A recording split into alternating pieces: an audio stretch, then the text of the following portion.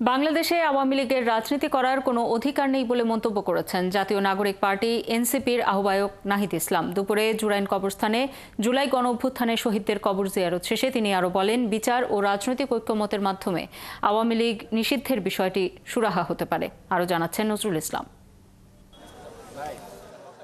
ছাত্র জনতার গণ অভ্যুত্থানে শহীদ 12 জনের দাফন হয় জুরাইন কবরস্থানে। ঈদের দিন এই শহীদদের কবর জিয়ারত করেন জাতীয় নাগরিক পার্টির আহ্বায়ক নাহিদ ইসলাম। শহীদ পরিবারগুলোর সাথে ঈদের শুভেচ্ছা বিনিময় করতে গিয়ে জানান, এই পরিবারগুলোর জন্য ন্যায় বিচার নিশ্চিত করাই তাদের লক্ষ্য। আমরা তো বিচারের বিষয়টা বরাবরের মতোই বলে আসছি, এই পরিবারগুলোর সামনে তো আমরা দাঁড়াতে পারবো না জাতি হিসেবে যদি আমরা তাদেরকে ন্যায় বিচার দিতে না পারি। ন্যায় বিচারটা যাতে তারা পায়, তাদের সন্তানকে যারা গুলি করেছে, হত্যা করেছে, তাদের যাতে বিচার হয়।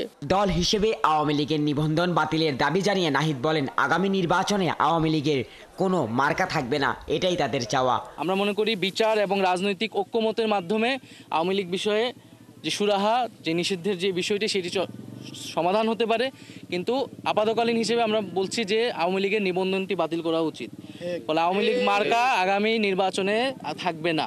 নাহিদ বলেন, 5 আগস্ট আওয়ামী লীগ ও মুজিববাদের কবর রচিত হয়েছে। আওয়ামী লীগ নিষিদ্ধ করাটা এখন কেবল ঐকমত্যের বিষয় বলেও মনে করেন তিনি। আওয়ামী লীগ বাংলার মাটিতে আর রাজনীতি করতে পারবে না। 5ই আগস্ট আওয়ামী লীগ এবং মুজিববাদের বিরুদ্ধে বাংলাদেশের জনগণ রায় দিয়েছে। নজরুল ইসলাম, 71, ঢাকা।